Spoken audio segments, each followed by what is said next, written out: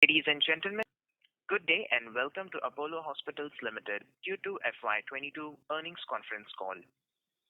As a reminder, all participant lines will be in the listen-only mode, and there will be an opportunity for you to ask questions after the presentation concludes. Should you need assistance during the conference call, please signal an operator by pressing star then 0 on your touchtone phone. Please note that this conference is being recorded. I now hand the conference over to Mr. Mayank Vaswani from CDR India. Thank you, and over to you, sir. Thank you, Faizan. Good afternoon, everyone, and thank you for joining us on this call to discuss the financial results of Apollo Hospitals for the second quarter and the first half of FY22, which were announced yesterday. We have with us on the call today the senior management team represented by Mrs. Shobna Kamineni, Executive Vice Chair, Mrs. Sunita Reddy, Managing Director, Dr. Hari Prasad, President of the Hospitals Division, Mr. A. Krishnan, Group CFO, Mr. C. Chandrasekhar, CEO of AHLL, Mr. Obul Reddy, CFO of the Pharmacy Division, Mr. Sanjeev Gupta, CFO of Apollo 24/7. Before we begin, I would like to mention that some of the statements made in today's discussion may be forward-looking in nature and may involve risks and uncertainties. Please note the disclaimer mentioning these risks and uncertainties on slide 2 of the investor presentation shared with all of you earlier. Documents relating to our financial performance have been circulated earlier, and these have also been posted on our corporate website. I would now like to turn the call over to Mrs. Sunita Reddy for her opening remarks. Thank you, and over to you, ma'am. Thank you, Mayank. Good afternoon, everyone. Thank you for taking time to join us on a Saturday afternoon. I trust all of you have received our earnings document, which we shared yesterday. The second quarter of FY22 witnessed a strong revival of the non-COVID business, with elective surgeries, out-of-station patient volumes picking up. We have continued to gain local market share, aided by healthy uptick in local patients. There was also high growth in the insurance patient segment, especially from corporate. During the quarter, there was a renewed focus on the centers of excellence within our institutions, with high-end specialties like oncology, advanced cardiac sciences, robotics, neurosciences, and critical care accounting for a large portion of inpatient volume. At the same time, we continue to keep beds allocated for COVID patients, and the strong iron curtain between COVID and non-COVID continues to be in place. However, the percentage of COVID patients treated in Q2 was much lower than in Q1. This combination of factors has improved our revenue intensity and our ARPOB significantly and enhanced the margin profile across both mature and new hospitals. In quarter 2 FY22, the inpatient volumes grew by 46% over Q2 FY21. However, volumes were still 6% lower than the corresponding period in FY20, mainly because of a lag in domestic travel, international patients, which we believe is a silver lining that will reveal itself in quarter 3 and quarter 4 as fears of the third wave recede. Vaccination volumes came in at a higher pace in quarter 2. Our centers, including AHLL, conducted inoculations for 2.9 million persons. As a result, our quarter 2 FY22 revenues include vaccination revenues of 246 crores. Overall, 5.3 million inoculations were undertaken in H1 of FY22. In quarter 2 FY22, revenue from COVID patients stood at 140 crores compared to the 491 crores in quarter 1 FY22. The total discharges for quarter 2 FY22 was at 120,105. Discharge of COVID patients was only 5,072 as against 23,456 in quarter 1 FY22. Against this backdrop, let me walk you through the financials for the quarter. On a year-on-year basis, our standalone healthcare services revenue grew by 56%. Combined pharmacy revenue was at 1,530 crores, a growth of 4% year-on-year. Normalized for COVID sales spurt in pharmacy revenue in Q2 last year. The year-on-year growth was 11%. This growth has to be viewed against the lens that during Q1 this year, there was a concentrated purchase of pharmacy items due to COVID, leading to overstocking of medical supplies in individual households, resulting in muted purchasing in Q2. Given the swings in pharmacy buying and behavior during COVID, the revenue growth patterns of the last 6 quarters have been rather inconsistent. We believe that this performance in this vertical will normalize in Q3, and we are committed to a growth of close to 20% overall in the offline business. This is already evident from the number of daily footfalls, which has moved from 400,000 footfalls to 527,000 footfalls per day. Overall, the company recorded a year-on-year growth of 17% in standalone revenues at 2,823 crores. Our new hospitals recorded revenue growth of 68%, while mature hospitals revenue grew by 49% year-on-year. Margins in mature hospitals were strong at 26.2%, and I am happy to state that our margins in new hospital continue to witness improvement, moving up to 17.5% for the quarter, registering a 653 basis points improvement on a year-on-year basis. Standalone AS 116 EBITDA was at rupees 439 crore, registering a year-on-year growth of 76.8%. Healthcare services EBITDA was at 392 crores, a year-on-year growth of 196%. Pharmacy distribution EBITDA post India's 116 stood at 95 crores with an EBITDA margin of 8.1 crores. This excludes the 24/7 cost of 48 crores.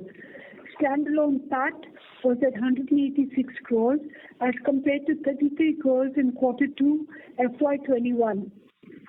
Net debt as of 30th September 2021 was at 1,297 crores with a debt equity ratio of 0.43.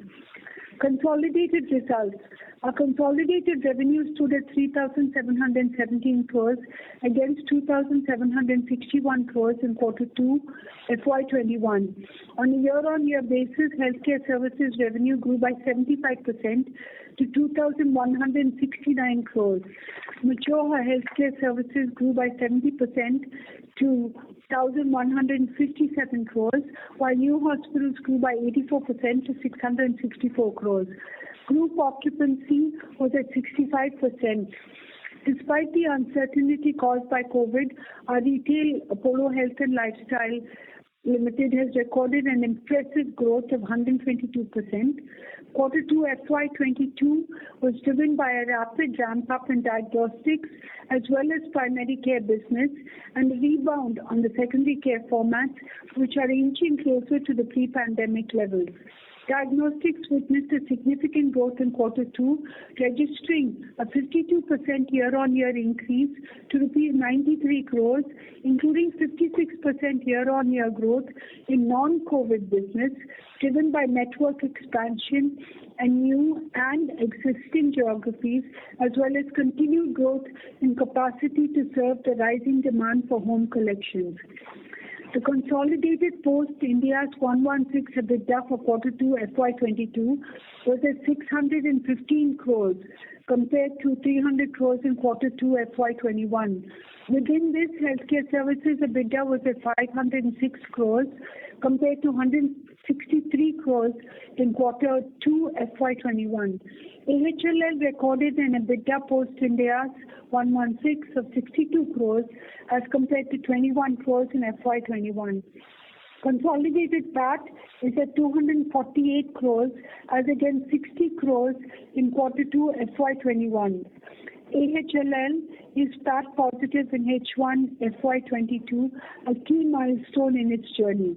Apollo 24/7 continued to improve on its consumer acquisition trajectory with over 12 million registrations and an increase in the number of PIN codes to over 19,000. Our subsidiary Assam Hospitals Limited has entered into a definitive agreement to acquire 64% majority stake in the 200-bed Excel Care Hospital in Guwahati. The acquisition demonstrates our focus on the Northeast and strengthens Apollo's leadership position in the city and in the eastern region, with a combined capacity in the Northeast exceeding 400 beds, including the existing hospital. Looking ahead, we believe that these results give us an insight into the strong baseline that we've established post-COVID and the potential that lies ahead. Our occupancy and volumes are at healthy levels and margins have continued to expand. There is still significant headroom for growth in volumes and occupancy in both mature and new hospitals as surgical cases continue to grow and international patients come back. The revenue growth and EBITDA expansion will only pick up in pace. Our pharmacy distribution vertical also has the canvas to deliver strong rates of growth along with the higher online penetration of Apollo 24/7. AHLL has hit its stride and will continue its trajectory of accelerated growth in both diagnostics and primary care. As the COVID challenge recedes into the background, the outlook for the medium and long term is positive, as all our verticals are primed for even better performance and will live up to their full potential. I have Shobhana Reddy, Dr. Hari Prasad, our CFO Krishnan, Obul Reddy, Chandra, and Sanjeev from 24/7 with me to take to all your questions. Thank you. Thank you very much. We will now begin the question and answer session. Anyone who wishes to ask a question may press star and 1 on their touchtone telephone. If you wish to remove yourself from the question queue, you may press star and 2.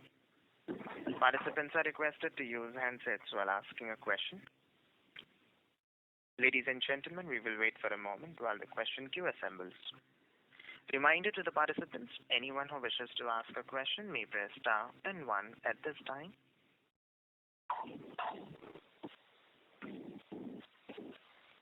The first question is from the line of Anubhav Agarwal from Credit Suisse. Please go ahead. Yes, thank you. Good afternoon to all. First question is on the hospital segment. If I look at this segment, let's say if I just consider fiscal 24 and I'm combining the Metro, New and Proton all together into one bucket, after this strong quarter, do you see that if I were to talk about EBITDA in fiscal 24, just as a number, 2,100 crore, 2,200 crore, does that look as an aspirational number to you, or that looks as a very easy target, what we already done 500 crore plus in this quarter? See, Anubhav, obviously we wouldn't want to give any forward-looking statements as always, right? So we continue to stick to the perspective of how we have performed in the quarter. So if you look at the quarter, clearly the 500 crores is something that we have delivered, and there is clear headroom for growth in our existing businesses, as you can see, because the occupancy still in the mature is 67%. The new hospital still is at still has abilities to grow. You know, the point that you should remember is we have invested in significant capacities in the last 5 years, and you know that there is a potential for us to fire, and this is why the results are looking good. If we continue to look forward, we are quite comfortable to deliver margins even above this percentage that we have already delivered now. There is some benefit of vaccine which is still there in this Q2 also. You know, at the hospital level it is almost around 100 crores, but at the EBITDA level it is almost around 15 to 20 crores. So that's the benefit of vaccines that is there in the business. But then OPs have still not come back, medical tourism has still not come back. So we would like to believe that we should be able to perform on these numbers because there is headroom, and we have been continuously investing for that growth as well. So just the clarity on that response is, as Sunita ma'am mentioned that there seems to be some benefit of bunching up of some high-end surgeries in this quarter, and that was reflecting in a very strong ARPOB across the clusters also. So does this quarter ARPOB seems reasonable, or once you normalize? That's why I was just fiscal 24. I was just taking as a little bit idea, but the question was largely that once things normalize, let's say international patients come back, etc., surgeries are not as strong as what, let's say, the mix is not as favorable as was in this quarter. Is this 500 crore plus performance still doable? Yes, of course. I think it's very sustainable. And the way that you should look at it is that if you replace the 5% that is COVID and low ARPOB and bring in the 10% international patients which pay a premium, I think this ARPOB is more than sustainable. Okay, that's helpful. Second question is on 24/7. So we're doing the roughly annualized loss of EBITDA loss of about 200 crore on this. Just the question there, what could be a peak loss from 24/7, let's say, and when do we aspire to achieve EBITDA break-even in this segment? So this 200 crore, can it go to like 200, 500 crore annual loss, or what could be the peak number, and when will be EBITDA break-even? I think Shobana will take that. So it's actually not a direct question, because one of the things we have to understand is that this company has been taken out into a subsidiary.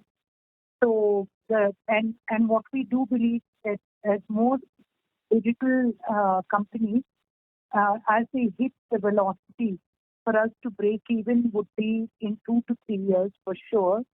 And what we believe is that if we're doing 40 to 50 million customers, so that is almost 200 times what we're doing now.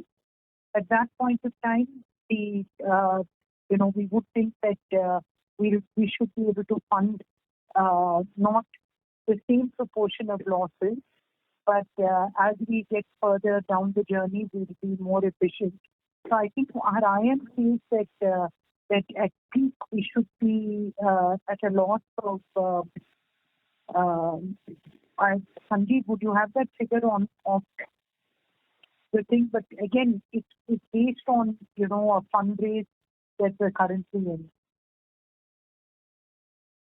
So, and I think, yeah, ma'am. And in case I add one more point, I think what is important to see today is that are we positive on the unit economics?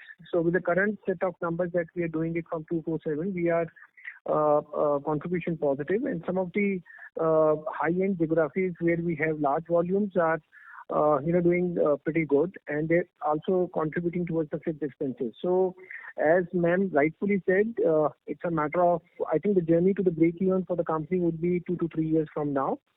And as far as the further funding is concerned, I think it's a little forward-looking statement, but I think the assurance is that, given our unit economics are positive, I think we are doing pretty good as far as this set of segment is concerned.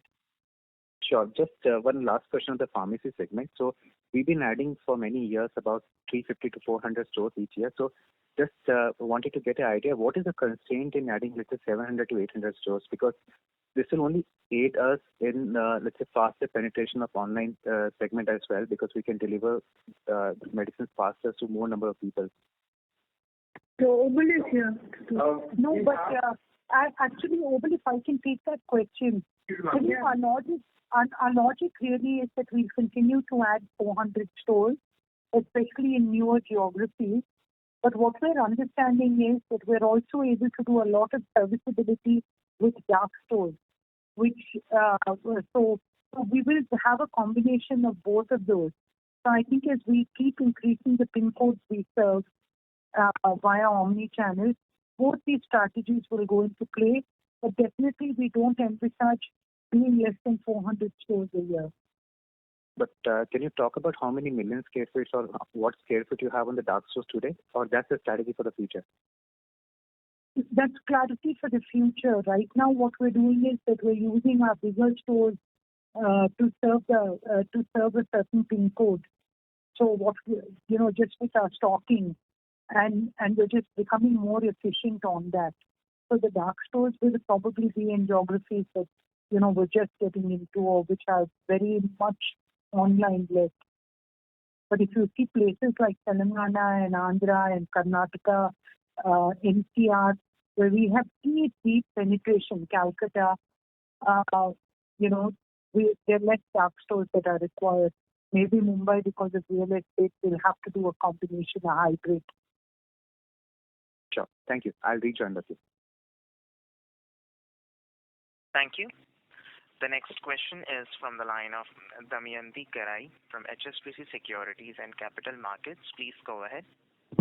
Hi, good afternoon. Thank you for the opportunity. My first question is on your operating costs. So we have seen increase in staff and other operating costs, largely in line with the normalcy in business. But on the gross margin part, we have seen a very strong 400 basis point sequential improvement.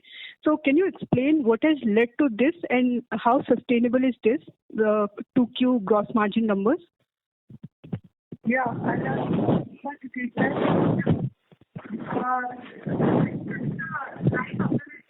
The gross margin has improved significantly, mainly because of the decrease in food volumes, because at the contribution level, material costs were rather high in earlier quarters due to the extended material use due to COVID. Now that has come down and our guaranteed fees doctors are also functioning better in terms of volumes, our gross contribution has gone up. We believe this is sustainable because we believe our mix will continue to be going forward what it was in this quarter rather than what it was in an earlier quarter. So we see these contribution margins as going forward sustainable unless something changes on the COVID front. So you can take that as steady state. Okay, ma'am. My second question is, can you update on some of the key metrics on 24/7, the way we have heard in the previous quarter, say in terms of number of deliveries which you are doing per day or number of consultations which you are doing, and the 200 to 250 million revenue target for 24/7. I hope like you are broadly on track to achieve that for this fiscal. Sanjeev. Yeah, I think some of the broad numbers that I can talk about is that today 247 has got 12 million registrations. We've got 19,000 pin codes that we are servicing.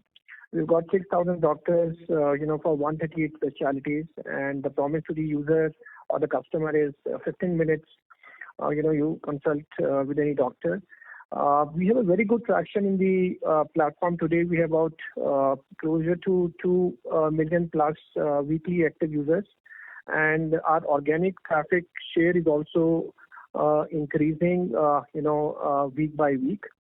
As far as the delivery side is concerned, I think at an omni-channel level, we are doing about 45,000 deliveries a day. This is for the pharmacy side, and apart from the VC and the diagnostic, we are closer to about 5,000-6,000 deliveries a day. The completion of the orders per day. You mean to say 5,000 to 6,000 video consultation or teleconsultation you are doing right now? Correct. Okay. And in terms of revenues, around the number which earlier indicated, around 200 to 250, that looks... Yeah, that looks promising. I think, we are meeting those targets. Okay, and my final question is on, diagnostic. Ma'am spoke like we have seen very strong traction there. But if we look at the margins, this quarter, I guess they came at around 13%. Previous quarter, one quarter definitely had benefit of COVID and all. But how should we look at margins for diagnostic business, which has been volatile for last, I'll say, couple of quarters? Chandrasekhar? Yes, ma'am. The quarter one FY22 had a significant component of COVID. The important point that we need to note here is that our non-COVID from quarter one to quarter two grew by 22%. So our core business sustainable is continuously growing, and we are also investing. So we've added our home collection capability by adding roughly around 500 phlebos, which are now trying to saturate pin codes of interest and work along with 24/7 to be able to do that. That adds to fixed costs. So overall, our current EBITDA margins are in the region of 11%, but that is a conscious decision to have incurred additional fixed costs. We also have added a few labs in some of the new markets, which are yet to start delivering the required results. But I think a move to 15% over the next couple of quarters is very much in line, and we are in control with that to begin with. Just to give you some figures, diagnostics delivered revenues of 51 crores, EBITDA of 11 crores. 91 crores, ma'am. 91 crores. Sure, ma'am. Okay, Okay, sure. Thank you. Thank you for your response. I'll get back in the queue. All the best. Thank you. The next question is from the line of Prakash from Axis Capital. Please go ahead. Yeah, hi. Thanks for the opportunity and congrats on good numbers. Again, everybody is asked on ARPOB only, and my question also is around that. So I understand the case mix and all have improved. There could be some pent up also. But this international one, if you could throw some light, where are we today versus the 10% historical peak of international patients? And what are the other levers for margins? Like, this quarter is obviously all-time high across new as well as matured hospitals. Do we see this as sustainable base? Do we expect over next 3-4 quarters more improvement? What is the outlook here, please? Thank you. Yes, if you look at ARPOB HCS, we're at 47,361 versus 38,000 last year. And we really do believe that this is sustainable. I think the icing on this would definitely be the fact that if international patient travel resumes in the third and fourth quarter, you will see ARPOB going up. The reasons for the high ARPOB are clearly our focus on centers of excellence. And this is really yielding the high ARPOBs. And you could see this especially in our Tier 1 towns and our mature hospitals, which are at an ARPOB in excess of 60,000. So the blended ARPOB is 47,000. And as mature continues to mature with international patients, and as new hospitals continue to pick up traction with surgical intensity increasing, we do believe that this is more than sustainable. And what's our international patient mix currently? Hari, you want to take this?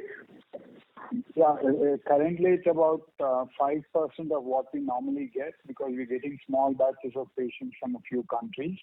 But what we see is it's increasing by month on month, and the trend looks good. And it is not just the international patients. I think it's even the local travel which makes a big difference because many of our large facilities get a large number of patients, of outstation patients from other states in the country. And we're seeing that travel also improving. And most of these patients who travel distances, whether international or from outstation, they come in for more complex procedures or more high-end procedures, where ARPOBs and margins are definitely going to be higher. Yeah, okay, I understand that. And you don't see this as bunching up, like, for last 3 months, 6 months, post wave 1, there would have been some bunching up. You are not expecting this to be a bunched up kind of case mix with the opening of travel?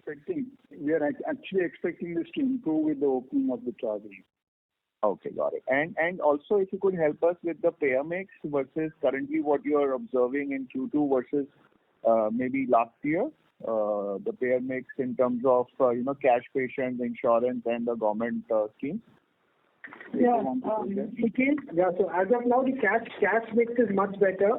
So clearly, if you look at the mix, if you look at the overall volumes that we had this year, we did almost around 50% came from cash. But typically, we have been looking at it. So insurance has clearly gone up. If you look at the insurance patients for the quarter, insurance has gone up, and the CGHS patients, etc., have been similar to what we had earlier. So if you look at the payer mix, it's not significantly tilted towards walk-ins and insurance. The IPS or the medical tourism will actually add because we had only around 1,400 or 1,000 patients in this quarter, as opposed to almost 8,000-9,000 that we had in FY20, etc., in the same quarter. So clearly there is a fillip which can come from medical tourism, as we said. So broadly, I think insurance has seen some increase, but walk-ins, etc., are broadly similar, not significant increase that I would say. So what I understood was cash is largely similar, insurance share has gone up, then what has gone down, sir? That is, public sector has gone down a bit, and medical tourism has gone down. Okay, fair enough. And lastly, on the 24/7 fund-based plan that we had, if there could be more color there, sir, in terms of timelines or any thoughts around, strategic partners, what kind of partners and timelines, please? I think we are almost at the last stage. I think you will have to give us some time to come back on that. So, but is this calendar year or is it moving to next calendar? Definitely in this calendar year. Definitely in this calendar year. We hope that in the next month or so to announce 2 significant partnerships and some significant strategic. Okay, lovely. Great. Thank you and all the best. Thank you. Thank you. Ladies and gentlemen, in order to ensure that the management is able to address questions from all participants in the conference, please limit your questions to 2 per participant. Should you have a follow-up question, we would request you to rejoin the question queue. The next question is from the line of Sameer Baisiwala from Morgan Stanley. Please go ahead. Hi, thank you so much and good afternoon, everyone. On this 24/7 platform, what is the immediate priority in 6 to 9 months to build this up? Is it building your technology backbone? Is it your fulfillment, or is it customer acquisition? So if you can just talk about that. Yeah. So, I think that what we've actually proven during this difficult time during the pandemic is that we've been able to open pin code after pin code, and we're the fastest delivery, 2-hour delivery. So we've done this across states and across pin codes, something like 16,000 pin codes. So and we've also seen that in terms of availability, we've improved our availability to and we want to push it to 95%, which will be the industry highest, almost comparable to Amazon in terms of availability. So these are some of the things that with the natural strength of the pharmacies we're able to do well. In terms of doctor consults, I think our technology platform is one of the strongest. While we keep improving on it, the ability to get an Apollo doctor in 15 minutes has proven to be an outstanding success, and we'll continue to grow on that. The diagnostics, we thought we would start it later. Fortunately, the diagnostics team was very eager, and they included almost 400 phlebotomists. So we were able to actually come in very fast into that area, and we continue to grow that more than our business plan for diagnostics. So these are our 3 actual service delivery platforms. But behind it, I think we have a suite of products, which is in condition management, which is in the ability to better manage patient records, to be able to do the CDS, the clinical decision support system, for instance, has been benchmarked by MIT, and what they feel is that that it has one of the best accuracies in the world, and it's currently in the testing phase. So we've got almost 1,000 disease patterns mapped into this. Again, this is an Apollo advantage that we've been able to get ahead of everybody else. So on one side, technology continues to advance. Our service delivery has proven that it can deliver on capabilities. The next thing that we'll be pushing is really, now that we know and we have a level of confidence, we will concentrate on scale. Yeah, that's great. Do you benchmark yourself versus the 3 leading health tech platforms? And I say that because they've been raising hundreds of millions of dollars, and the kind of spend that they will be doing and are already doing, versus we are spending 40-50 crores a quarter. So, at the end of maybe 1 year, 2 years from now, we may actually be left behind a lot. No, it's a fantastic question. Thank you for that. First, you must understand that all that money is being used to fund discounts. We're taking investor money to fund discounts. And I think that is a race to the bottom that we should not be part of, because we are a long-term player and we value shareholder value. We can't destroy shareholder value on the other side. Having said that, I think that many of them are looking, some of them are trying to move omni, which means that they're trying to catch up to our 2 billion value of pharmacy investment. So, and if you really look at it, like Sunita had spoken about the numbers, 527,000 people walk into Apollo every day. Those numbers, it would take years for anyone to replicate, while we continue to grow strongly and we move digital. So I don't think there's a fear of competition, but I think there's the responsibility of doing the right things. And we see that even in the pin codes that we continue to be in, our customers continue to come back to us. Many of them are not swayed. During the pandemic, we had 42 lakh new customers contact with us, and we've been able to retain over 27 lakh of them that we've reached out to again. So I think our customer acquisition also has been quite effective, and we'll continue to invest into this. Okay, great. And Sunita, my next question is on the hospital side. It's been a fantastic last 2-3 years. Great job done. But as we look forward, now from 2,000 crore sort of annualized EBITDA that you're generating, what's the pathway to double this to 4,000 crore, say, over whatever reasonable time period, 4-5 years?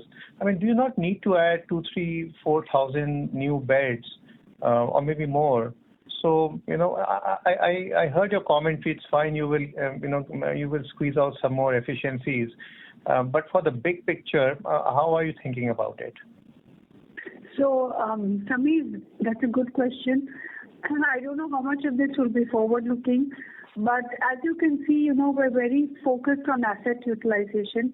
Our current occupancy is in the region of 65%, and with ALOS going down, there is a lot of headroom in the existing company. So that is the first bucket of it, is the headroom in the existing company to deliver an additional 20%, at least minimum increase in EBITDA. The second part of it is to look at how we are growing our clusters. And if you look at the cluster growth, I think, we've completed the Calcutta, we've bought out the Gleneagles stake. We've strengthened our presence in the Northeast corridor. And therefore, effectively, we're looking at the East as a cluster that we hope to dominate. And with this, I think, definitely you will see healthy ARPOBs. You will see growth in revenue, occupancy, which really flows to the bottom line.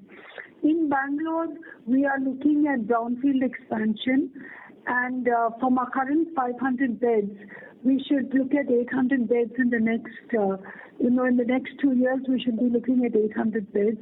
So it's a combination of acquisitions. It's a combination of brownfield, organic growth, and some brownfield that we're looking at to really increase the number of beds and strengthen our clusters. So it's not just random growth, Of course, we are looking to create something in the north where we're looking at an acquisition. We are looking at Bombay. And we're sad we're not present in the city where all of you are present, but we are looking at a revenue share model, and hopefully in the next 3 years you will see a 400-bedded hospital coming up in central Mumbai.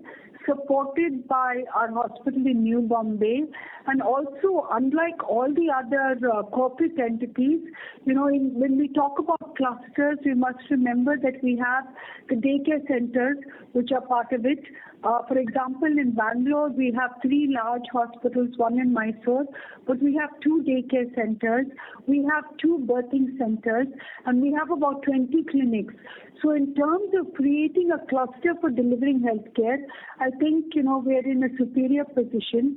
If you layer this with the connectivity that 24/7 is going to give us and the funnel it's going to create, I think you can definitely look at a significant improvement in our POB, and hopefully we'll be able to show this to you over the next 12 to 24 months. Okay, great.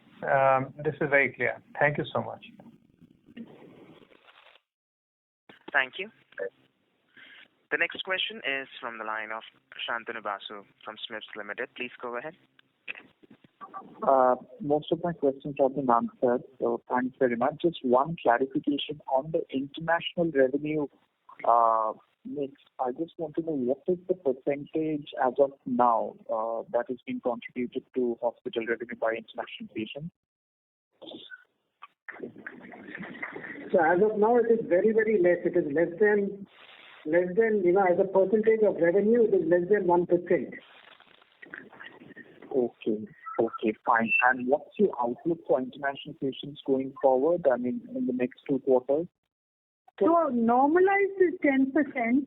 So we believe that by the end of the year, by the end of the financial year, we should get to 10%. So for the last 2 quarters, you can look at the last quarter with 10% of the revenue coming from international patients. Okay. And in Q3? Q3 is just starting to open up. So maybe 4 to 5%. So you are seeing traction in international patients? Yes, definitely. Lots of inquiries coming, and travel has started to open up, but the number of flights is still not normalized. So how is this happening then? Is the number of flights still not normalized? No, there is a plan. I think everything is in place that by March everything should be. The last quarter we should have January, February, March. It should be fully back.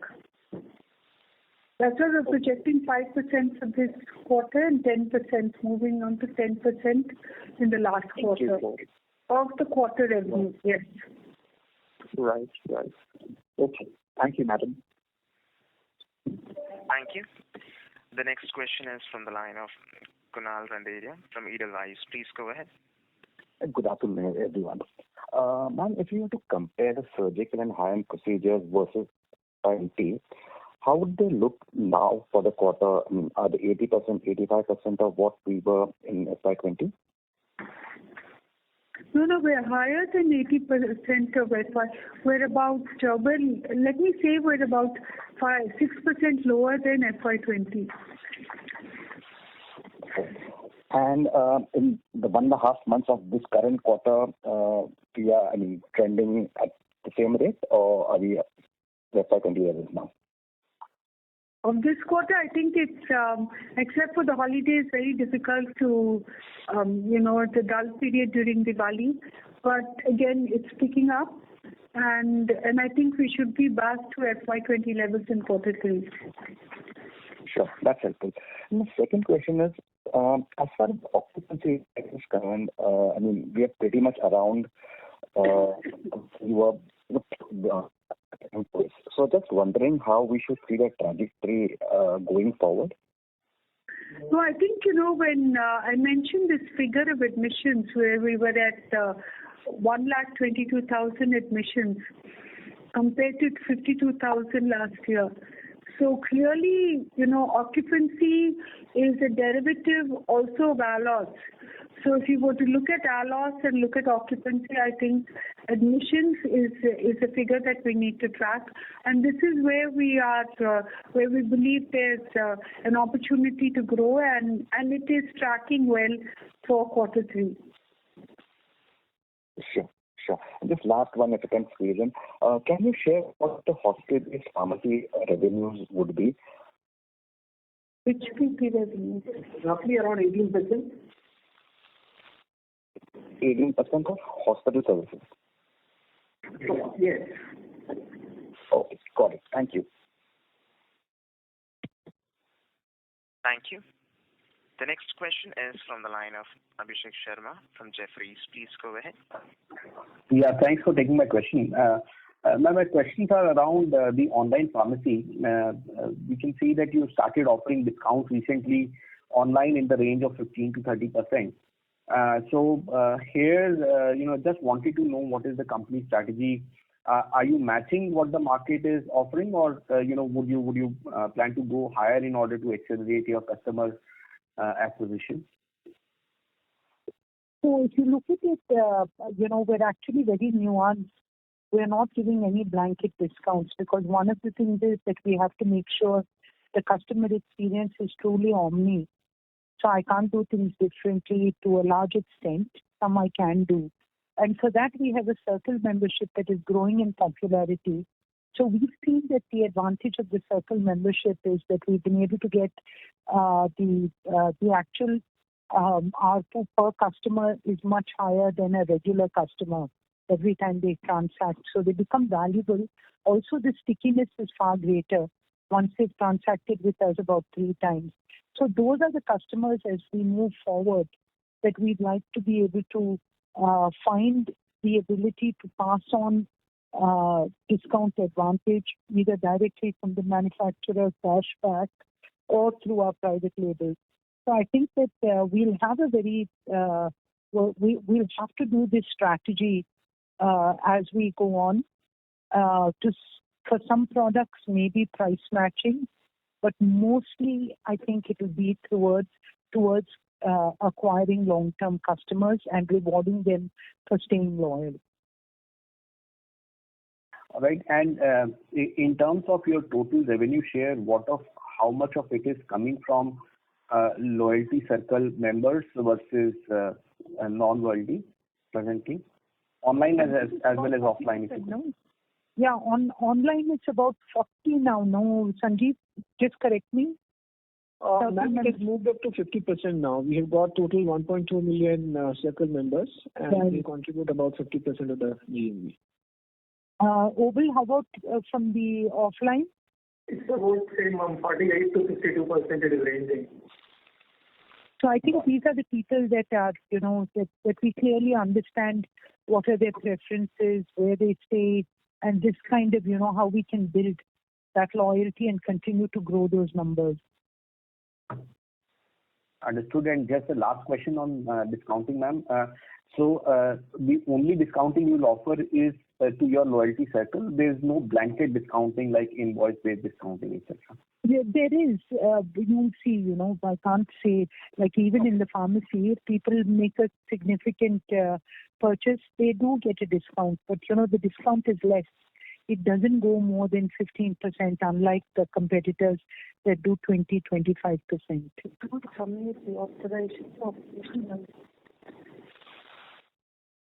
Okay.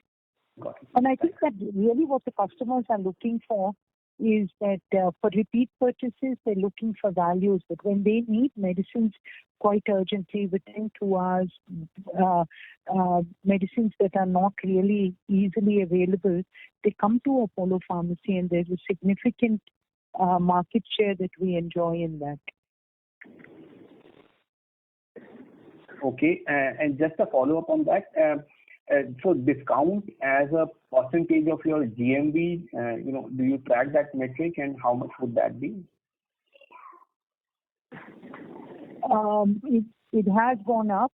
It currently, as it continues to grow up, what is it? Obul, blended discount is about 14%, 15, around that amount. Around 12% blended today, ma'am. 12% online, offline blended. 11.8% to be precise in Q2. Perfect. Thank you. Thanks, ma'am. Such a tough battle, let me tell you.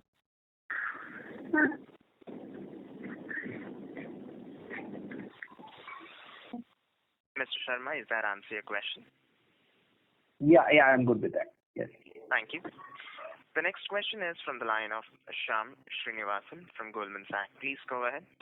Yeah, good afternoon, and thank you for taking my question. Just the first one to Sanjeev. I think you talked about unit economics, 7. If you can help us understand, like, what is the average ticket size, anything, understand that business better. Million users, active users per week. Does it translate to 24 million per month? Per quarter. The run rate that you talked about, 200 million. So if you can help us understand how to disaggregate that, please. Yeah, I think you talked about the average ticket value. So, we have about 1,000 plus as average ticket value for the pharmacy line of business for the customers who are the circle member customers. And when it comes to the virtual consultations and the diagnostics, obviously we are looking at upwards of 1,500 average ticket value. And as far as the unit economics is concerned, I think given the fact that we have omni-channel play, our hyper local delivery cost is pretty less. And you can appreciate the fact that we've got 4,000 plus stores pan India, and pretty much our logistic cost is much lesser than the competition out there, and that helps us to bring us faster towards the unit economics. So this is one point I would like to talk about. And the second thing is that as far as weekly active users, I talked about 2.3 million weekly active users, and on any current day we see about 4 to 5 lakh active users on the platform, and much of this is coming through the organic, and even our cost of acquisition is also pretty low. I think this gives kind of answer to your question, or anything specific that you would like me to talk about. Yeah, Sanjeev, when we mean how do they they just download the app, and can you explain what is organic? So organic means is that basically customers are coming off their own to our platform, and they could be figuring it out. Say suppose a specific medicine which is not available elsewhere. So those customers, they come to your platform and they start figuring it out that particular molecule or a medicine is available, and then they start searching that, they start giving you the order, and those are the customers wherein you would not have spent any money, right? Because organically they have come to you by searching certain medicines, and it happened during wave 2 also, Q1 of FY22, and this is a continuous thing. Ma'am also talked about that. We are looking at about 95% of availability in our platform, which would be the best in the country, very close to. I mean, she talked about Amazon out there. So essentially, people are searching out various things, and when they are not able to figure it out somewhere else, this is one funnel that comes to us organically. This is what we mean by organic customers to us, where there's no extra cost from our side. Yeah, and lastly, No, I'd just like to add one point to that. I think you have to consider the Apollo brand and the pull that the brand has. So I think in a healthcare space, whether it's a teleconsult or selling medicines, and the fact that Apollo Pharmacy has been doing this for 25 years, it's a very strong brand that draws customers. Sure, ma'am, that's helpful. So I just want to understand, let's assume the 30 million inpatient and outpatient that visit our network in the pre-COVID world, pre-24/7 world. Do they also qualify as organic to get onto the platform? Yes, they do qualify as organic. Yes. So it could be possible that when they visit the store, you would encourage them to download the app, right? Yes. Okay, perfect. That's helpful. There's a little question on about 60,000 rupees in tier 1 and metro. Is there a limit to how to grow? Because if you remember early Sorry to interrupt you, Mr. Srinivasan. Sir, your audio is breaking, sir, from your line. Please check. Should I repeat my question? Yes, sir. Yeah. ARPOB, it's been a big growth driver this quarter and maybe past several quarters. 60,000 rupees is what you said is the ARPOB in tier 1 cities. From an affordability standpoint, are we okay as a country in terms of the top 5-10% of the population? Do you think they can potentially continue to afford this? Because I was just looking at your own historical numbers. We were at 30,000 like 3 years back. So it's doubled. I don't think income levels have doubled like that. So just want to understand from an affordability standpoint, and it's not only you, right? I think it's an industry point as well. ARPOBs have gone up. May not be only related to price increases, but if you can help us understand what is the pricing environment like? Is there no competition at all? Everybody seems to be taking prices up. Will at some point of time the regulators raise their eyebrows and say, why are people raising prices or doing the ARPOB is going up? So just a philosophical question. Yeah, I think two things are very important, two perspectives. One is that, our ARPOB has gone up because of focus on centers of excellence, high-end work like, transplants, TAVR, high-end cardiac work, minimally invasive. The second very important perspective is that if you think of the reason why Apollo started, it was to provide quality health care to almost every Indian. And if you look at our hospital configuration, it reflects the demographics of the city. So we have 1/3 general wards where the pricing is lower.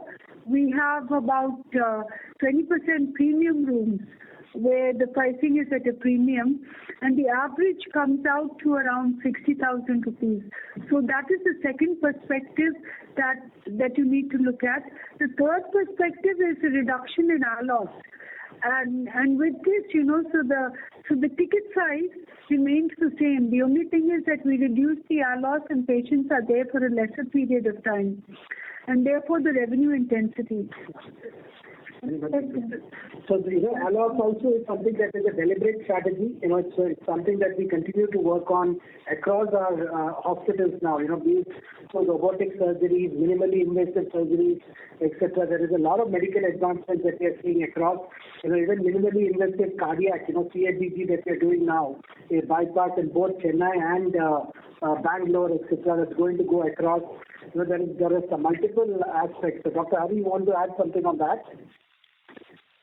Yeah, many procedures which the patient would occupy the hospital bed for a longer time have now been done with greater skill, and the number of days the patient stays in the hospital has come down significantly.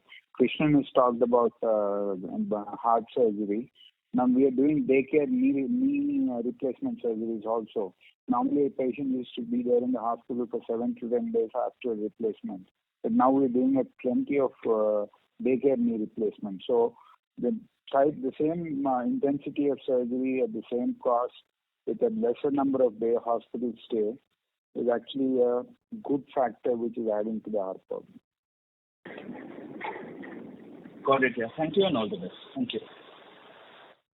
Thank you. The next question is from the line of Shalin Kumar from UBS. Please go ahead. Yeah, hi.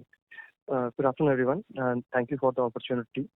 So, one question on AHLL, right? The margin improvement have been pretty interesting over here. So, just trying to understand, when you look at unit economics level, what are the margins a clinic generally makes, and what could be the upside from the current margin? Chandrasekhar? Yes, ma'am. The H1 margin on the clinics is about now 15%. And it has a little tailwind of COVID, but on a steady state, it still is delivering around 9 to 10% at this point of time.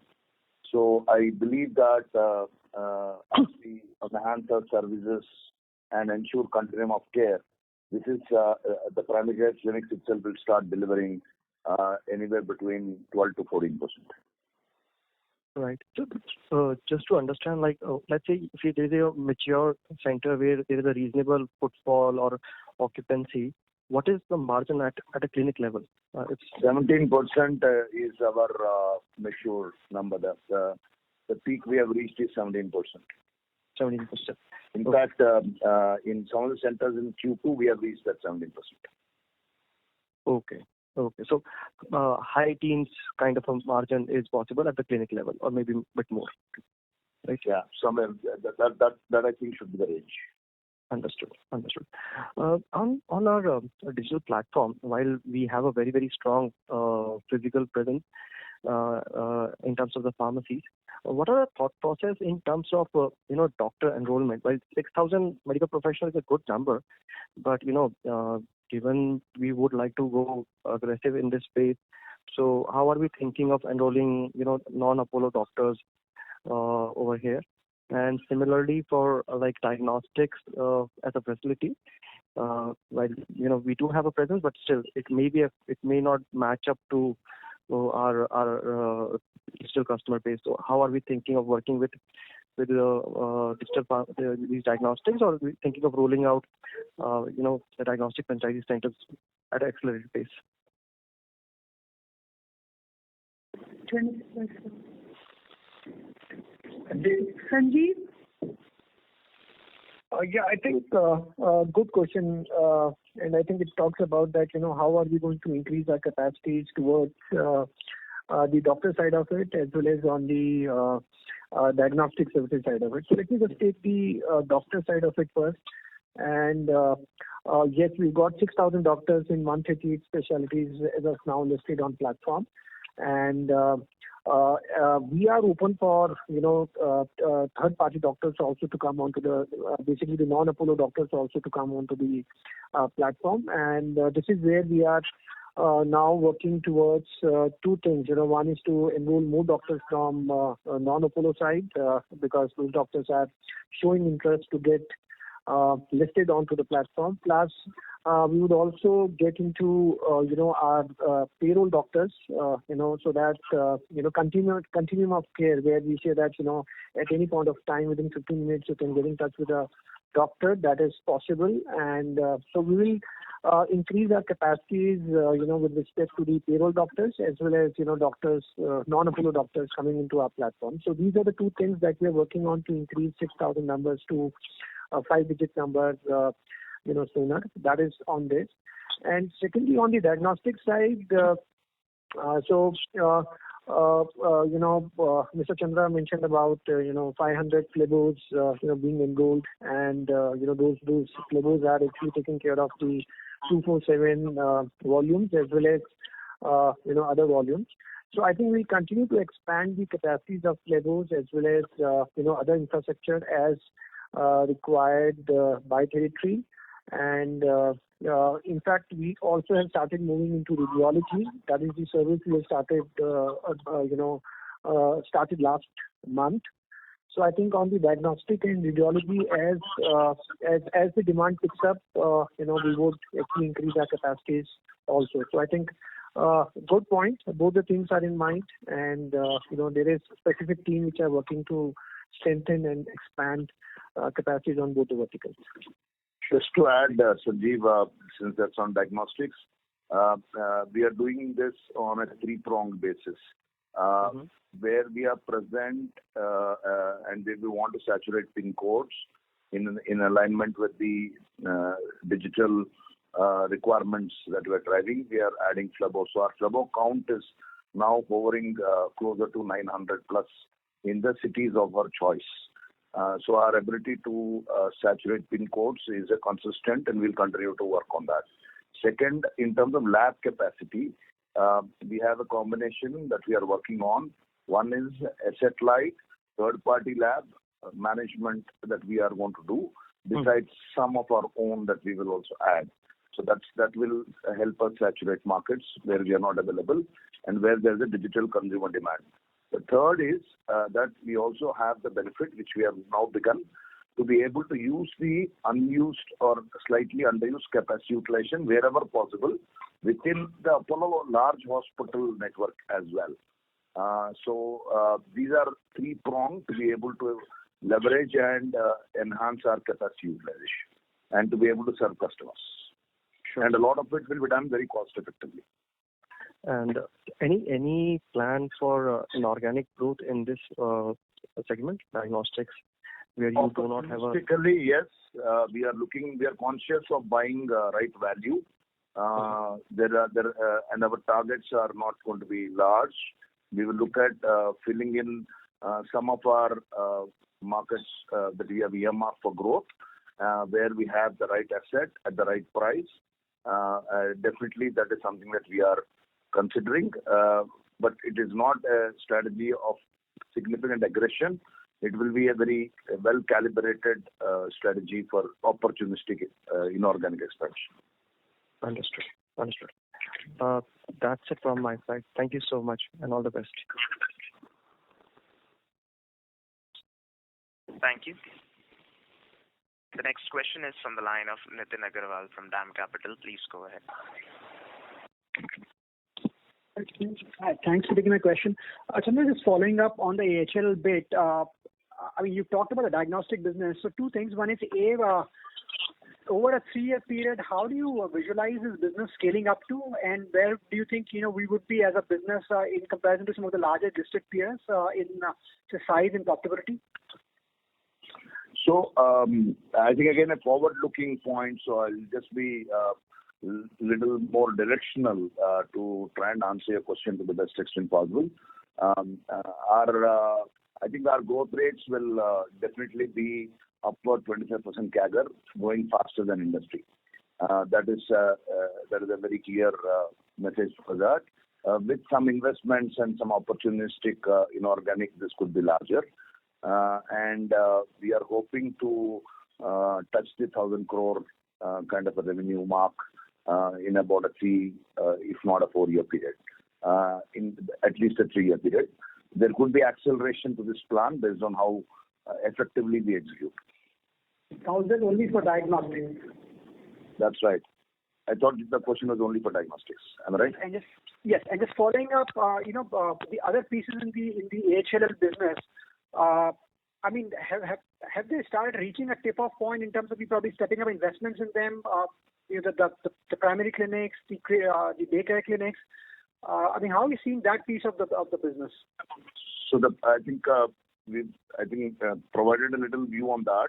On the clinics front, essentially we are growing and closer to communities, and we are setting up where we have large community bases that are available. So we continue to grow that.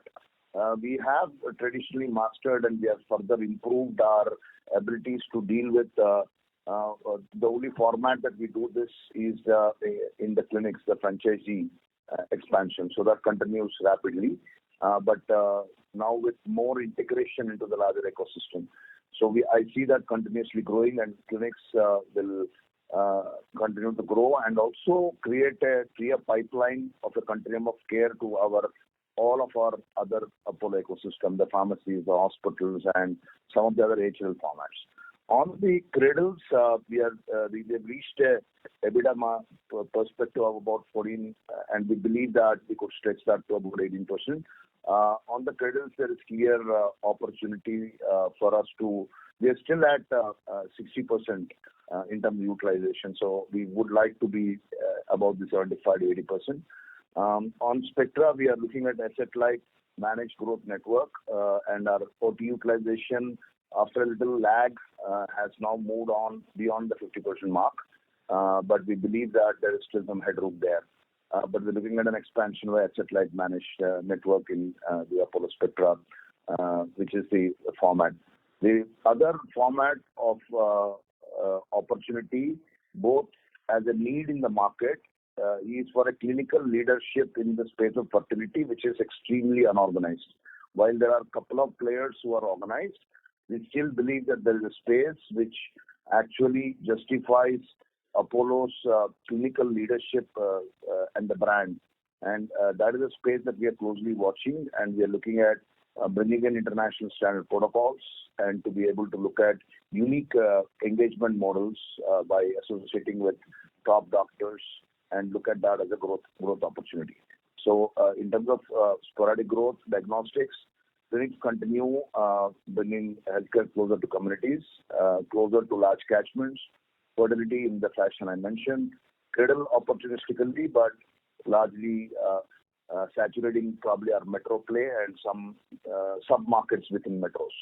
And Apollo Spectra largely going asset light and improve existing utilization. Okay. Thank you. Thank you. The next question is from the line of Ritesh Rathod from Nippon India Mutual Fund. Please go ahead. Yeah.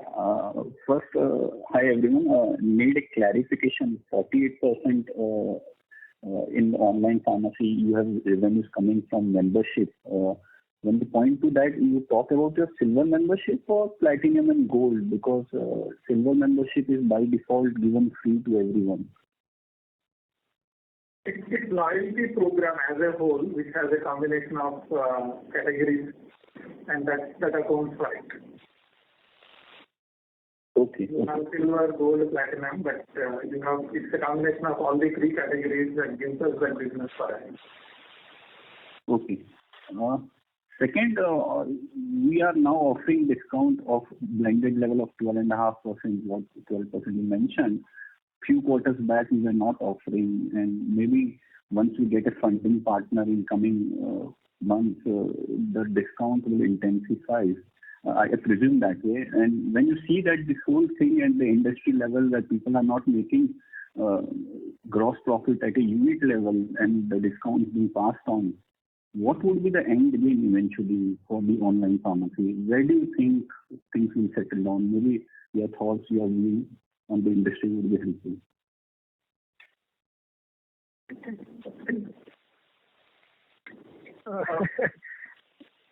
Obul sir, you again the answer? No, I think Shobna may have answered this question already. Yeah. And we are at present, offering differential ratings of the circle members, not in general, but going forward we will see what we can do based on the market conditions. But right now we're at 4% of the demo. Yeah.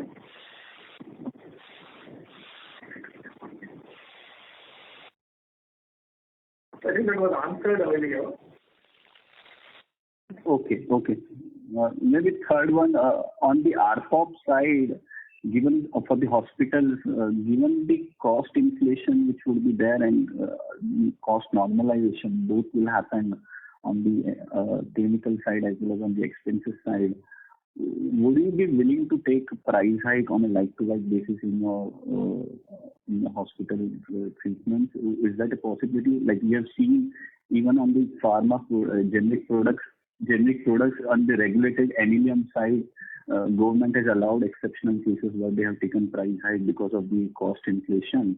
So is there a possibility in next 6 to 12 months? Yes, that's what we do. We pass on the price. The inflation cost are reflected in the prices. And what would be that price hike on an annual basis? I think that's 3 to 4%. At a blended level, Yes.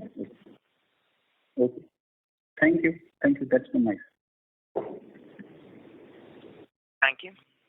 Ladies and gentlemen, we will take the last question from the line of Anubhav Agarwal from Credit Suisse. Please go ahead. Yeah, thanks. So just 2-3 questions of pharmacy segment. One, just a clarity. You mentioned 4 to 5 active users per day. Is that including the offline pharmacy network as well, or are you talking only online? That was only for the online. We talked about 4 lakh active users every day. So that is only online. Okay. Just trying to understand. If you look at the transactions that we're doing, I don't think we are transacting more than 12 to 15,000 orders total on all 3 services. So there's 4 to 5 lakh users coming and total transactions are only, let's say, less than 15,000. How do you explain that? No, I think there could be many factors to it. As we said that we are building up our entire capacities. We are opening up more and more pin codes. We are stocking up. There are bits of pieces going on the technology side. So I think from the and there are always users who try to find out certain things. They just come over to experience. I think it's a matter of another 60 days to 90 days. We'll have a even better throughput, with respect to the transactions being, orders being given versus the, active users. I think at this stage it is more of capacity building, trying to get the right traction, trying to get the right set of users. And as I told you, and ma'am also told that, there are many users who are, we don't give, we don't want to play on to the discount route. And and that could be one of the reasons that why people do not give as many orders, although their activity on the platform is pretty high. Okay, I'm just a little surprised that 95% users are coming to the platform and not transacting. That number seems very high from my experience of tracking any app. So that's the number I mentioned that. That's okay. It's a good question, and I think it's a matter of 1 or 2 more quarters. You would see a better traction, better throughput from the active users versus the transactions on the platform for any given day. Sure. And second question was on how do you plan to converge a discount between offline and online? So offline you're giving 10% discount right now. Online your discount varies from 15%, 20%. If I'm Circle member, if I'm giving bill of more than 1,500, I get more than 20% discount. So what will be the eventual gain? Would offline continue to be 10% and large part of those users shift to online and that will cannibalize large part of the revenues? How would the two segments be different in the future?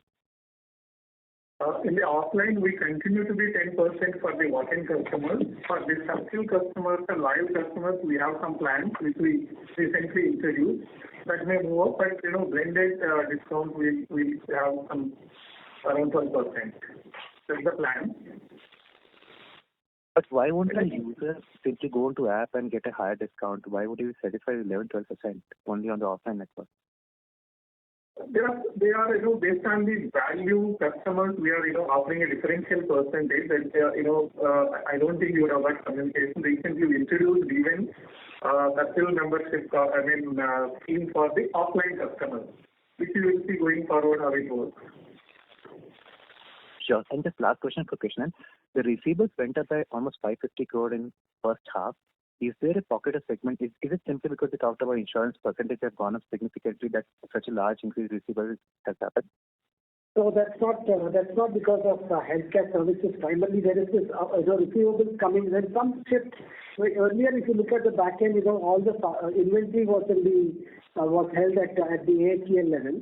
Now, if you look at it, the inventory moves into APL, but there is a receivables from the Apollo Pharmacies Limited, which is the front-end pharmacy. So this is the reason for the increase.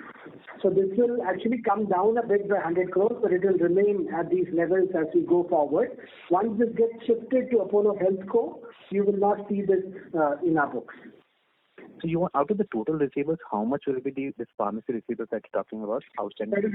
700 crores. 700 crores is from pharmacy. That is correct, and that is represented by the stock in the front end, the pharmacy stores as well. Okay, sure. Thank you, guys. Thank you. Ladies and gentlemen, that was the last question. I now hand the conference over to the management for closing comments.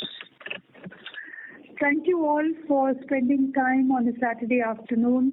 As you can see, Apollo has been, not only have we been resilient, but I think we've been very agile in our ability to adapt to new technology, to circumstances and the environment around us. I can assure you of this at this time that we will continue to focus on improvement in clinical excellence, clinical outcomes, and thereby look at increased volumes and therefore better revenues and EBITDA. Thank you all for joining us. Thank you.